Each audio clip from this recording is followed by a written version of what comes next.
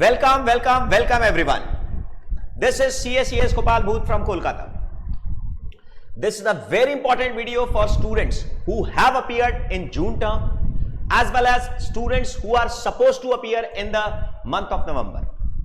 जैसा कि हर टर्म में हमारे यहां पर होता है कि सारा का सारा एग्जामिनेशन का टोटल क्वेश्चन पेपर हमारे क्लासरूम के डिस्कशन से आता है, हमारे बुक से आता है। जो हम आपको स्टडी मटेरियल हम आपको जो प्रोवाइड करते हैं एग्जैक्टली वही टू वही, same to same, line to line वहीं से क्वेश्चंस आते हैं। ये सिर्फ एक सब्जेक्ट में नहीं, सारे सब्जेक्ट्स में होता है। ऑब्वियसली मैथ्स और इकोनॉमिक्स में since the institute does not publish paper, I can not show that because there is no paper available so that I can exactly compare. But हमेशा ही होता है, स्टूडेंट्स जो अटेम्प्ट करते हैं वो लोग बोलते हैं कि सारा का सारा पेपर आपके बुक से आया। तो अकाउंट्स का वीडियो मैंने एक नया बना 2 दिन पहले मैंने बनाया था। आज मैं आपको लॉ और बीसीआर के पेपर के बारे में प्रूफ देता हूं। जितना हम लोग क्लास में डिस्कशन करते हैं, जो हमारी बुक में होते हैं, वहीं से पूरा का पूरा पेपर, चाहे वो थ्योरी हो, चाहे वो न्यूमेरिकल क्वेश्चंस हो, चाहे वो केस स्टडी हो, एकदम सेम टू सेम वहीं से आता है। जैसा कि आपने अकाउंट्स के पेपर में देखा था, एकदम डुप्लीकेट कॉपी हमारे बुक से आया था, वैसा का वैसा यहां पर भी एकदम डुप्लीकेट कॉपी हमारे बुक से आता है। सर लॉ के अंदर में केस स्टडीज एकदम सेम टू सेम। सर आना ही है ना, नहीं आने का कोई क्वेश्चन ही नहीं है। क्यों? The reason is very simple, because हम लोग पूरा का पूरा कंटेंट, जो भी इंस्टीट्यूट की डिमांड है कि एक स्टूडेंट को इतना जानकारी चाहिए, उतना पूरा पढ़ लेते हैं, बल्कि उससे ज्यादा ही पढ़ते हैं। तो ऑब्वियस बात है, इसी में से आपका एग्जामिनेशन में पेपर आएगा। तो आइए हम लोग देखते हैं। ये आपके सामने जून एग्जामिनेशन का क्वेश्चन पेपर है। जून एग्जामिनेशन का क्वेश्चन पेपर स्कैन करके दिया है। यहां पर मैंने साइड में मेरी बुक के पेज नंबर लिख कर दिए। मैंने कहा यहां पर मैंने साइड में मेरी बुक के पेज नंबर लिख कर दिए और साथ ही साथ क्वेश्चंस भी लिख कर दिए हैं। मैं क्वेश्चंस पूरा नहीं पढ़ूंगा क्योंकि क्वेश्चंस आपके स्क्रीन पर है और पेपर इंस्टीट्यूट की वेबसाइट पर, हमारे गूगल ड्राइव पर मिल जाता है। तो मैं क्वेश्चन नहीं पढ़ूंगा, मैं उसका सिर्फ समरी पढ़ूंगा, सिर्फ और सिर्फ समरी मैं आपको शो करूंगा। अब जैसे देखिए पहला क्वेश्चन, ये कॉन्ट्रैक्ट लॉ का क्वेश्चन होता है जो कि 4 मार्क्स का केस स्टडी पूछता है। कॉन्ट्रैक्ट लॉ का केस स्टडी पूछता है 4 मार्क्स का। पहला क्वेश्चन 1A कंपल्सरी क्वेश्चन। अच्छा, ये बात आपको पता ही होगा कि लॉ और बीसीआर पार्ट में लॉ को और बीसीआर को एक ही कॉपी में आपको आंसर देना पड़ता है एंड एक ही पर्सन उसको पूरा का पूरा चेक करता है। तो ये इंस्टीट्यूट के इंस्ट्रक्शन है। इवन हमारे बुक से, हमारे कोर्स कंटेंट से 100 नहीं 120% के क्वेश्चंस आते हैं, क्योंकि सारा का सारा चीज, इवन जो चॉइस रहता है वो भी हमारे बुक से ही आती है। देखिए, आप देखिए जरा। अब जैसे ये जो क्वेश्चन है, मैं लाइन से आपको दिखाता हूं। क्वेश्चन नंबर 1 ये कंपल्सरी है, इंडियन कॉन्ट्रैक्ट एक्ट का एक केस स्टडी है। तो यहां पर दिया हुआ है कि एक क्लासिकल डांसर है, उसने एक शीतल विद्या मंदिर के अंदर में 60 डांस परफॉर्मेंस करने का एक कॉन्ट्रैक्ट किया, बट कुछ डांस परफॉर्मेंस करने के बाद में उसने आना बंद कर दिया। तो अब क्वेश्चन उठता है कि जो विद्या मंदिर के जिस जगह पर उन्होंने डांस परफॉर्मेंस का प्रॉमिस किया था, उस जगह पर जो मैनेजर है वो उस डांसर का कॉन्ट्रैक्ट को कैंसिल कर सकते हैं या नहीं कर सकते? डांसर खुद कॉन्ट्रैक्ट कैंसिल कर सकते हैं या नहीं कर सकते? एग्जैक्टली यही सेम सवाल मेरी बुक में भी है। आइए देखिए। ओ माय गॉड सर, आपकी बुक में डांसर का क्वेश्चन नहीं है, आपकी बुक में डिस्क जॉकी का क्वेश्चन है, एकदम सेम टू सेम।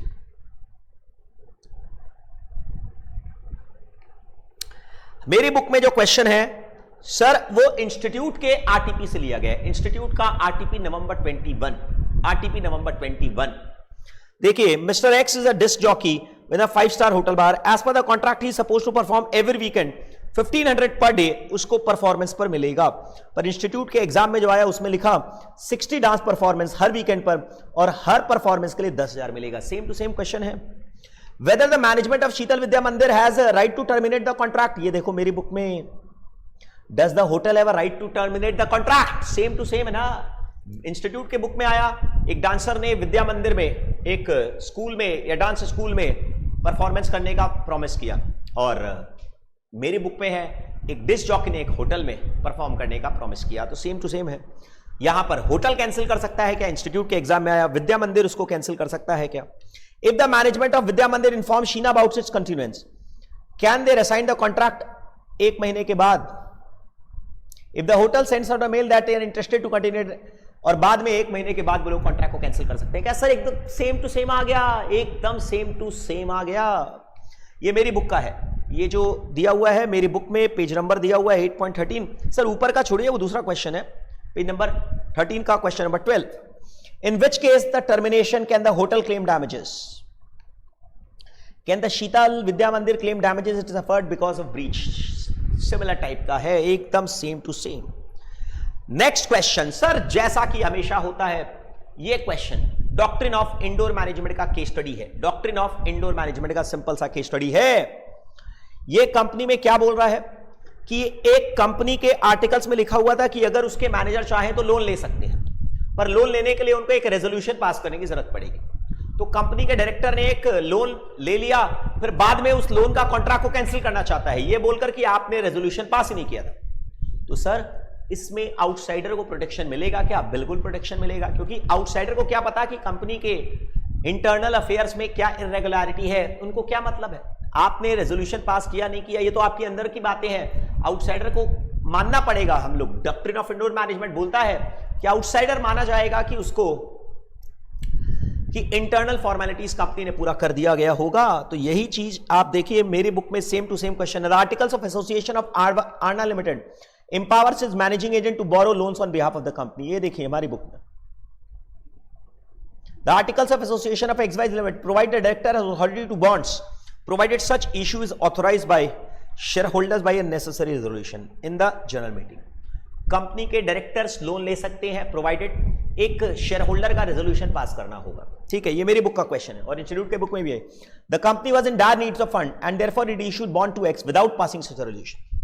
कंपनी ने लोन ले लिया बिना रेजोल्यूशन पास किए, तो अब कंपनी ये लोन रीपेमेंट करने से मना करी। ऐसा करना पॉसिबल नहीं है, ऐसा करना पॉसिबल नहीं है। यही किया है।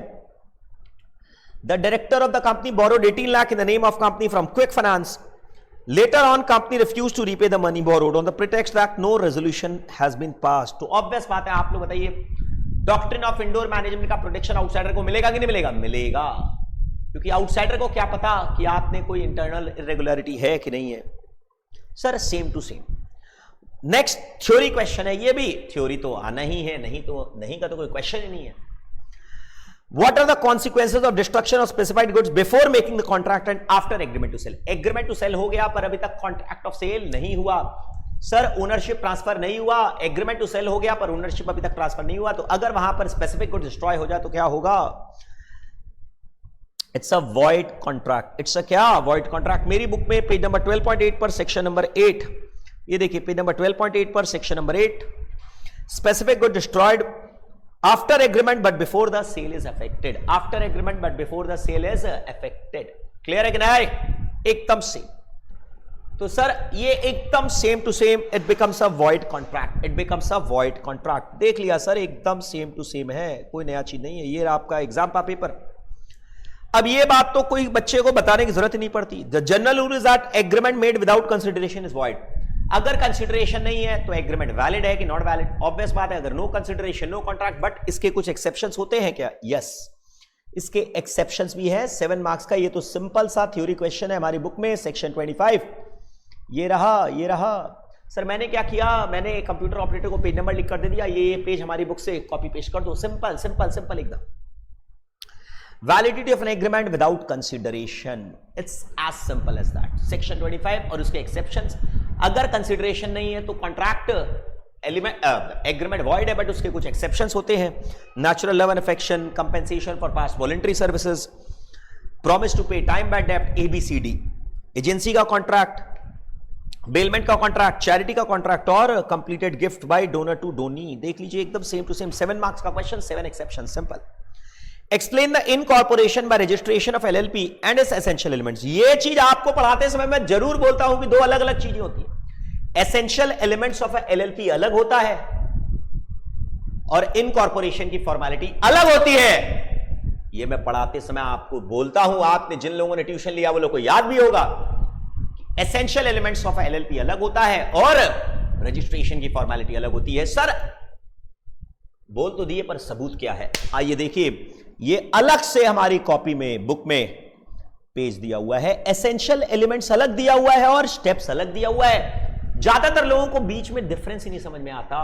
एसेंशियल एलिमेंट्स ऑफ एलएलपी अलग है कि एलएलपी होने के लिए कम से कम आपको 2 पार्टनर होने चाहिए, कम से कम 2 डेजिग्नेटेड पार्टनर होना चाहिए, उनमें कम से कम एक इंडिविजुअल एक रेसिडेंट होना चाहिए। ये सारी जो एसेंशियल एलिमेंट्स है, ये सारी एसेंशियल एलिमेंट्स, और उसके बाद में आपने फॉर्मेलिटीज देख लीजिए जरा। एकदम थ्योरी तो आना ही है सर, इसमें कोई नया चीज नहीं है, मेरी बुक में दिया हुआ है।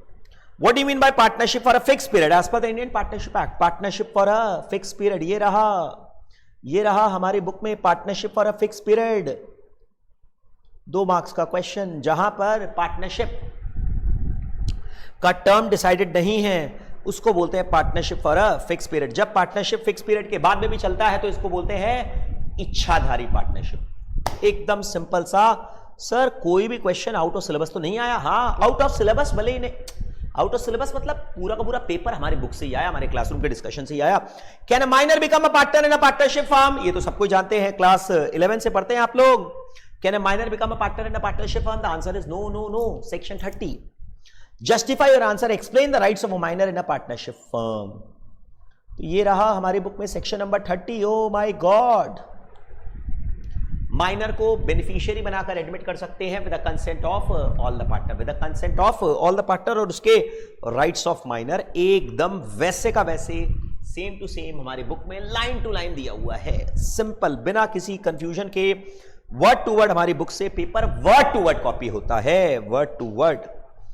अब ये वाला जो क्वेश्चन है, ये वाला क्वेश्चन कई स्टूडेंट पढ़ के सोचे, अरे सर ये तो आपने पढ़ाया नहीं है, मैं आपको दिखाता हूं। ये क्वेश्चन थोड़ा घुमाकर ट्विस्ट करके दिया है, बट है हमारे बुक में ही। एक माइनर ने अपना झूठ बोलकर, एक माइनर ने झूठ बोलकर एक लैपटॉप परचेज कर लिया और बोल दिया कि हम आउटस्टैंडिंग अमाउंट को 16% इंटरेस्ट के हिसाब से पेमेंट कर देंगे। तुम लोग बताओ मेरे को, लैपटॉप उसने परचेज किया है, ये उसके लिए नेसेसरीज माना जाएगा कि नहीं? यस, नेसेसरीज माना जाएगा। और साथ साथ में उसने ये भी बोल दिया कि अगर हम पेमेंट नहीं कर पाए तो मेरे पापा पेमेंट करेंगे। Minor can not bind the guardian even if, minor अपने गार्जियन को बाइंड नहीं कर सकता सिर्फ एक केस में, जब minor is acting on the behalf of agent. तो यहां पर तो वैसा कुछ है नहीं। तो ऑब्वियस बात है, गार्जियन रिस्पॉन्सिबल के not responsible, not responsible. Minor responsible के नॉट रिस्पॉन्सिबल, रिस्पॉन्सिबल, क्योंकि ये उसके लिए क्या है? नेसेसरीज। क्या है उसके लिए? नेसेसरीज। तो अब इसने क्या बोला, क्वेश्चन क्या है मैं आपको समझा देता हूं। एक माइनर अपने आप को मेजर बताकर एक लैपटॉप परचेज कर लिया। अब झूठा बताकर लैपटॉप परचेज कर लिया और उसके बाद में बोला कि हम इसको इंटरेस्ट के साथ पेमेंट कर देंगे, और अगर हम नहीं पेमेंट कर रहे तो मेरा पापा पेमेंट करेगा। फिर बाद में वो पेमेंट कर नहीं पाए, ठीक है।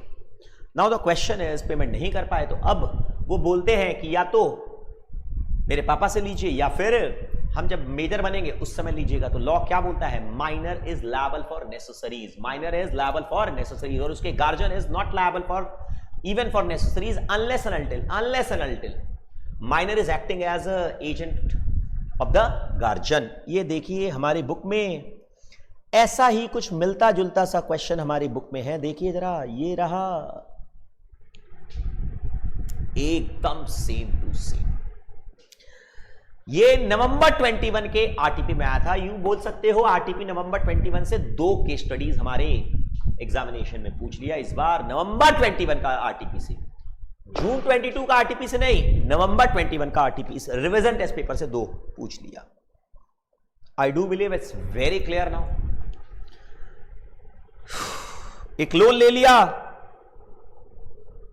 ही was very happy to get, और वो मार्केट में बेच दिया।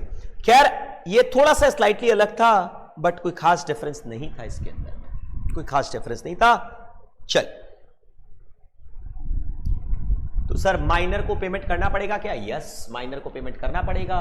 गार्जियन को पेमेंट करना पड़ेगा क्या? नो, नहीं करना पड़ेगा। क्या मेजर बनेगा तब तक वेट करना पड़ेगा क्या? नहीं। आई, माइनर का सिर्फ प्रॉपर्टी जिम्मेदार होता है, माइनर का कोई पर्सनल लायबिलिटी नहीं होता। अच्छा, माइनर मेजर बनने के बाद रेटिफाई कर सकता है क्या? नहीं, नहीं कर सकता। यही इसके आंसर्स हैं। What are the implied condition in the contract of sale by sample? अरे सर ये तो थ्योरी है, ये तो मिलना ही है सेक्शन 17 सेल बाय सैंपल। अगर आपने सैंपल दिखाकर सामान बेचा तो आप 3 कंडीशंस होती हैं। The bulk shall match with the sample, buyer को एक अपॉर्चुनिटी दो कि वो सैंपल और बल्क को चेक कर सके, और उसमें कोई हिडन डिफेक्ट्स नहीं होने चाहिए। ये 3 पॉइंट्स यहां पर दिया हुआ, एकदम डायरेक्ट क्वेश्चन है सेक्शन 17 का। Word to word, line to line, same to same, 6 marks, खत्म। अब नेक्स्ट है section 29 of Indian partnership act के ऊपर एक क्वेश्चन है।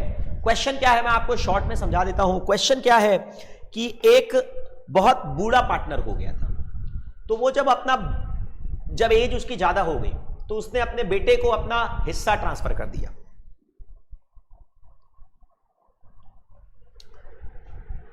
उसने अपने बेटे को अपना हिस्सा ट्रांसफर कर दिया। पहले तो बाकी लोगों से बात किया कि हम अपने बेटे को पार्टनर बनाना चाहते हैं, बाकी लोग उसको पार्टनर तो नहीं मानना चाहते, बट ठीक है ट्रांसफर कर दिया, तुम अपना हिस्सा ट्रांसफर कर दो। तो सेक्शन 29 क्या बोलता है? कोई भी आदमी अगर अपना हिस्सा किसी को ट्रांसफर करना चाहता है तो सेक्शन 29 के हिसाब से उसको कंसेंट ऑफ ऑल पार्टनर चाहिए। फिर उसके बाद में जब जो नया आदमी आया वो पार्टनर नहीं बनेगा, वो सिर्फ बायर बनेगा, ट्रांसफर ही बनेगा, तो उसके पास क्या राइट्स हैं? आइए देखिए इसके राइट्स बात किया है, तो इनके राइट्स हम लोग यहां पर ये देखिए राइट्स ऑफ ट्रांसफरी। मतलब एक आदमी बहुत बूढ़ा हो गया था तो वो अपने माइनर, अपने बेटे को, माफ करेगा, अपने बेटे को पार्टनर बनाने के बारे में सोचा, तो बाकी पार्टनर रेडी नहीं हुए, पार्टनर नहीं बनाना, एडमिशन नहीं होगा, ठीक है, परंतु वो अपने बेटे को अपना हिस्सा ट्रांसफर कर दिया। क्या ट्रांसफर कर दिया? अपना शेयर ट्रांसफर कर दिया। क्या ये अलाउड है कि नॉट अलाउड? बिल्कुल अलाउड है, with the consent of all partner. With the consent of all partner करके वो अपना हिस्सा ट्रांसफर आराम से कर सकता है, कोई प्रॉब्लम नहीं, आराम से कर सकता है, कर दिया। अब जो बायर आएगा उसके पास क्या क्या राइट्स है? उसके पास क्या क्या राइट्स हैं? वो बुक्स ऑफ अकाउंट्स को चेक नहीं कर सकता, वो सिर्फ जितना हिस्सा मिलता है वो ले सकता है और उससे ज्यादा क्लेम नहीं कर सकता, वो स्यू नहीं कर सकता। बट एक केस में स्यू कर सकता है, या तो जब फर्म का डिसोल्यूशन हो या फिर जब उसको अपने फर्म से रिश्ता तोड़ना हो, तब वो डिसॉल्व कर सकता है, तब वो स्यू कर सकता है। सिंपल। नेक्स्ट, ये वाला क्वेश्चन के रेस्पेक्ट में स्टूडेंट्स ने बोला, सोचा, बोला नहीं, सोचा हो सकता है कि ये नया हो, नहीं, ये क्वेश्चन भी हमारी बुक में से ही आया। इस क्वेश्चन में क्या था हम आपको बता देते हैं, समझ में आ जाएगा आपको। एक कस्टमर, एक लेडी ज्वेलरी शॉप में गई, ज्वेलरी शॉप में उसको बहुत सारे बैंगल्स उसको दिखाए गए, परंतु उस बैंगल्स के अंदर में रूबी स्टोन्स लगे हुए थे, ठीक है, बैंगल्स के अंदर में रेड स्टोन लगे हुए थे। कस्टमर ने कहा, सोनल ने कहा कि मेरे को रेड स्टोन नहीं चाहिए, मेरे को रूबी का स्टोन चाहिए।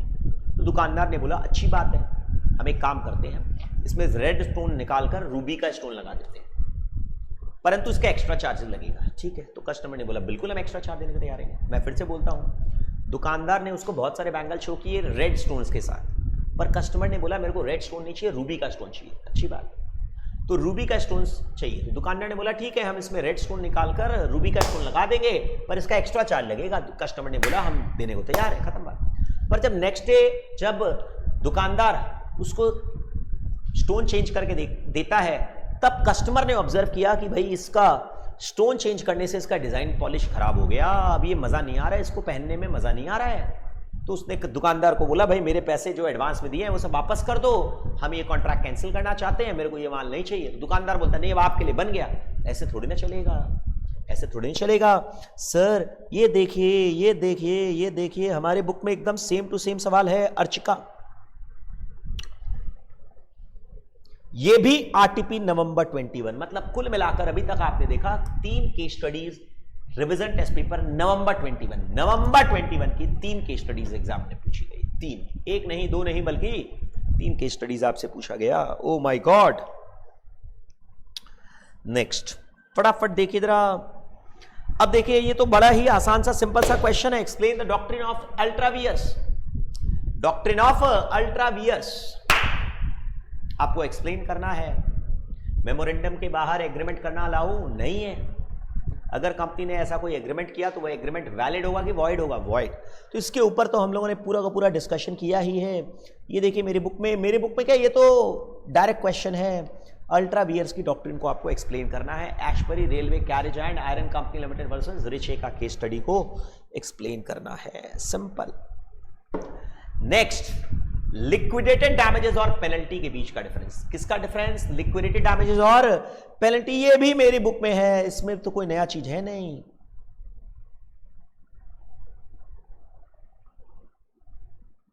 ये देखिए, लिक्विडेटेड डैमेजेस और पेनल्टी के बीच में।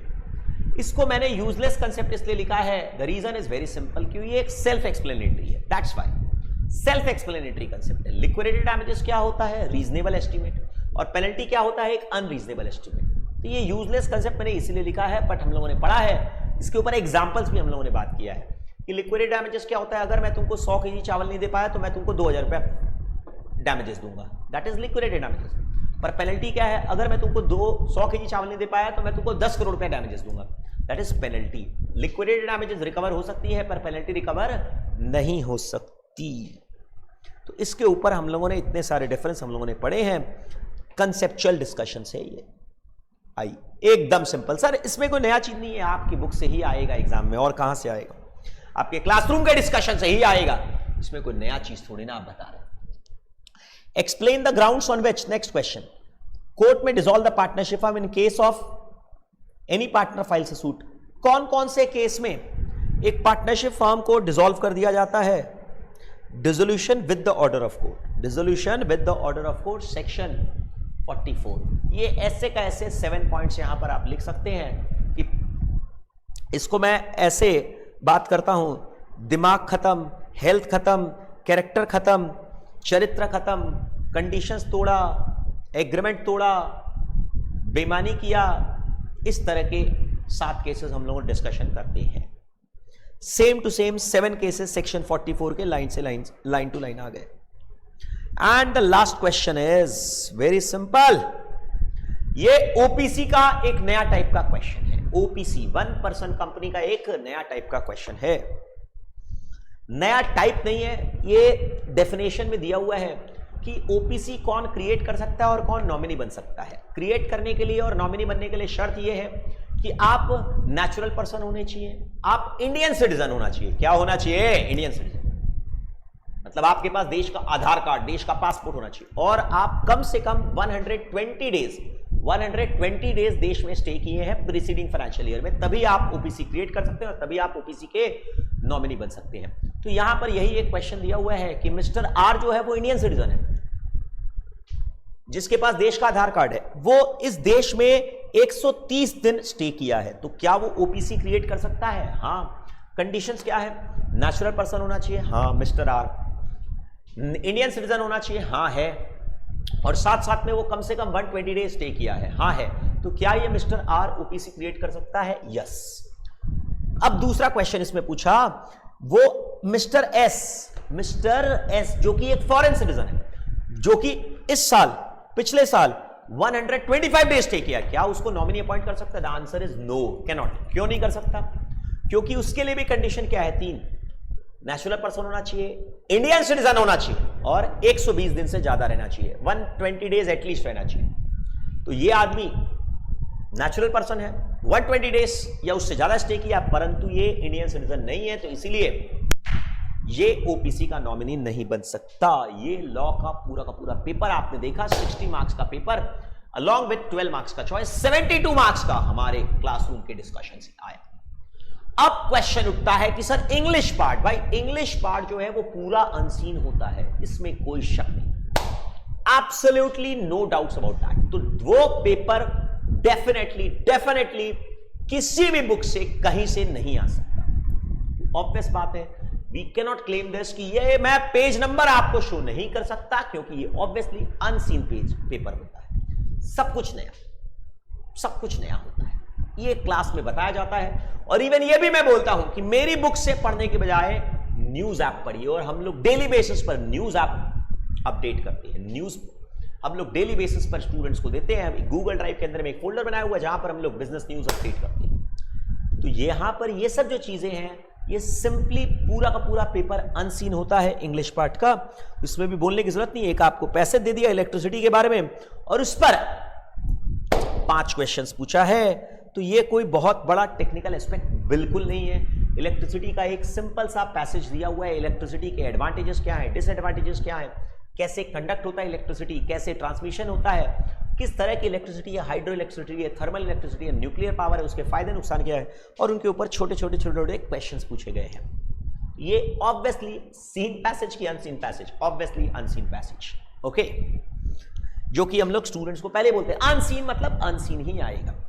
नेक्स्ट पैसेज कोलेस्ट्रॉल के बारे में है कि कोलेस्ट्रॉल बॉडी में क्या होता है, इसका कॉम्पोजिशन क्या होता है, क्या क्या जगह पर क्या क्या चीजों में असर करता है, कैसे ये बढ़ता है, कैसे ये घटता है, क्या इसके प्रोटेक्शंस हैं, और अगर कोई को हार्ट की प्रॉब्लम होती है तो उसके क्या क्या सॉल्यूशंस हैं, उसके प्रिवेंशंस क्या हैं, उसके क्योर्स क्या हैं, एंड सो ऑन।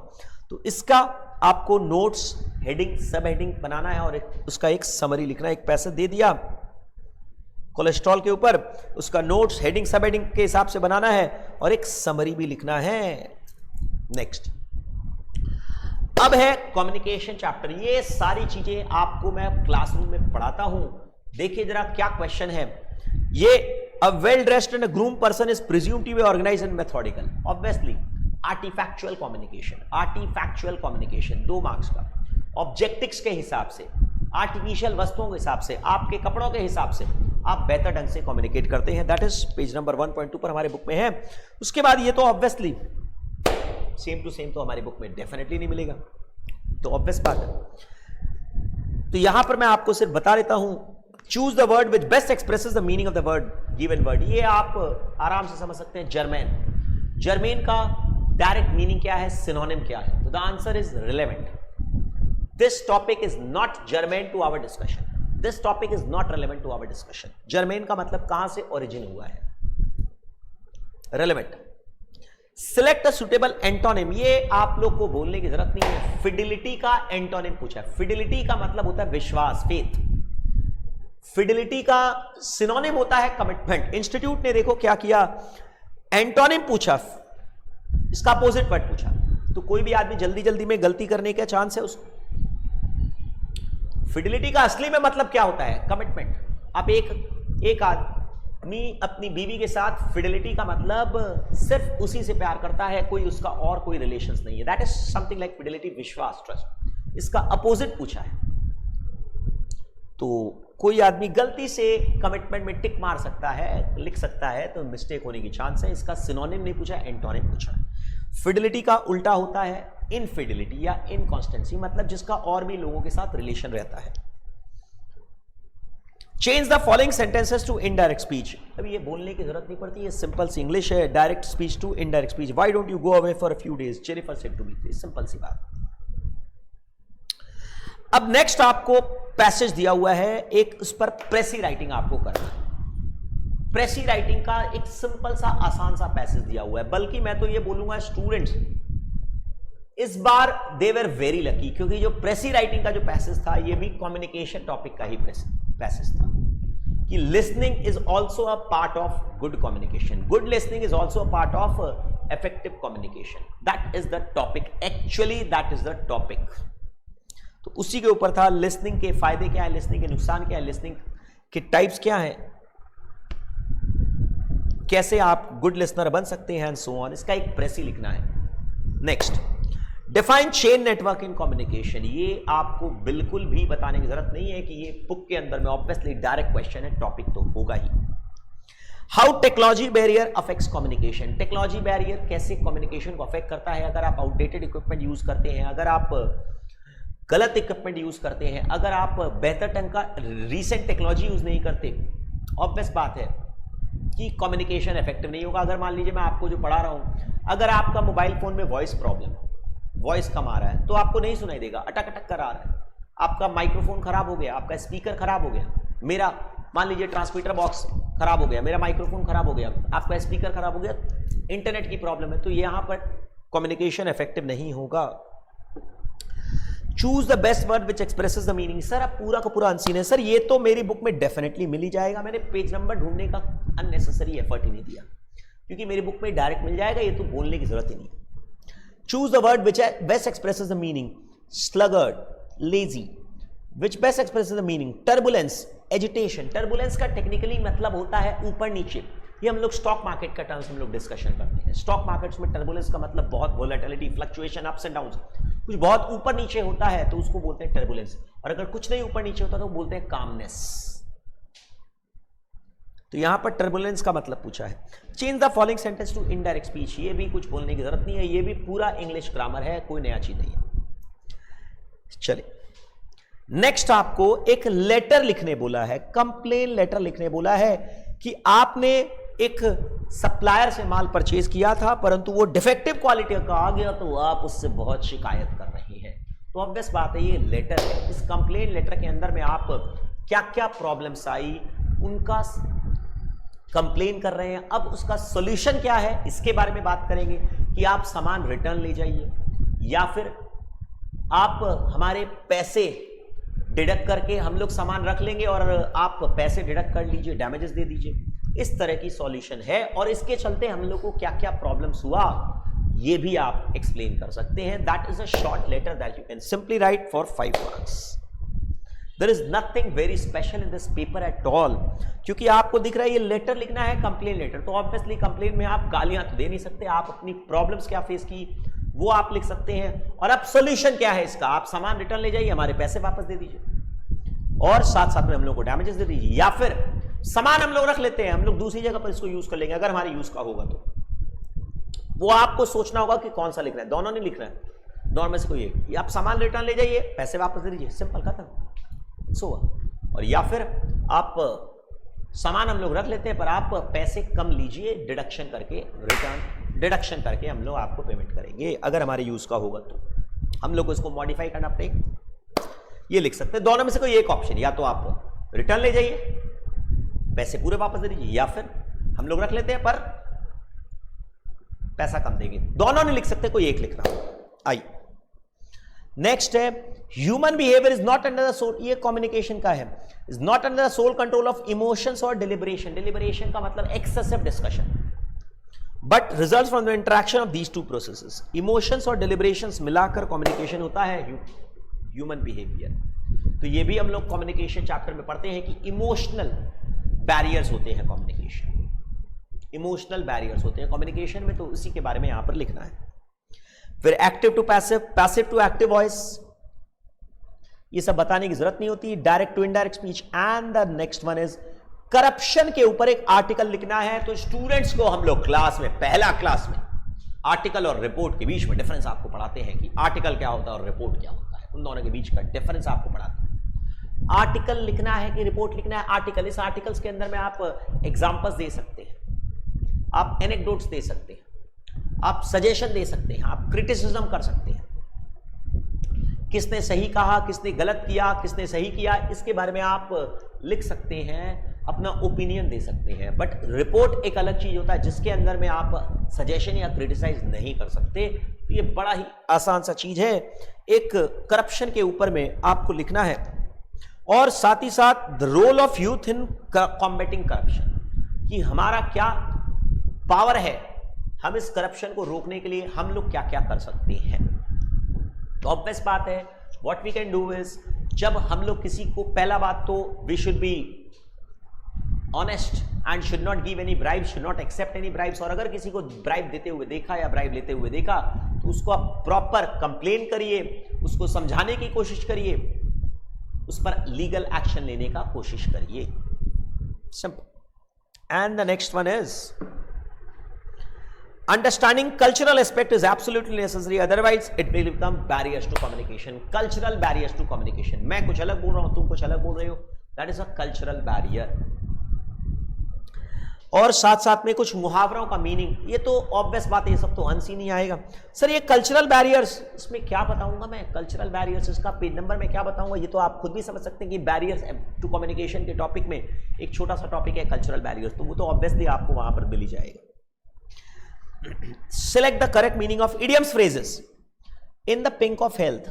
मुहावरे का मीनिंग आपको बताना है। in the pink of health, that is best of health, out of the blue, unexpectedly, और active to passive कन्वर्ट करना है। बेस्ट एक्सप्रेशन में प्रेसिडेंस, प्रेसिडेंस ये तो मैथ्स का टर्म है, प्रीडिसेसर पिछला वाला, पर यहां पर प्रेसिडेंस का मतलब होता है प्रायोरिटी। क्या मतलब होता है, प्रायोरिटी।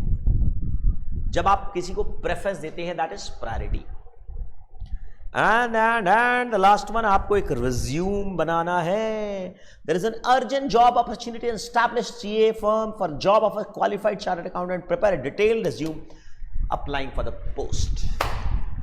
इसमें आप क्रोलॉजिकल फॉर्मेट भी यूज कर सकते हैं और फंक्शनल फॉर्मेट भी यूज कर सकते हैं, जैसा आप चाहें, या कॉम्बिनेशन फॉर्मेट भी यूज कर सकते हैं. ये आपका पेपर जून 2022 का, जो कि पूरा का पूरा पेपर हमारी बुक से आया. Obviously when we are talking about पूरा का पूरा पेपर, तो जो सीन पार्ट है, जैसे 72 मार्क्स का लॉ, 60 मार्क्स प्लस 12 मार्क्स का चॉइस प्लस 8 मार्क्स का जो कम्युनिकेशन है, वो भी हमारे बुक में थ्योरी में था. तो ये आपको मैंने पूरा का पूरा पेपर शो किया कि सिर्फ और सिर्फ हमारे बुक से आता है, पूरा का पूरा 100% सिमिलर आता है. चल, all the best, thank you.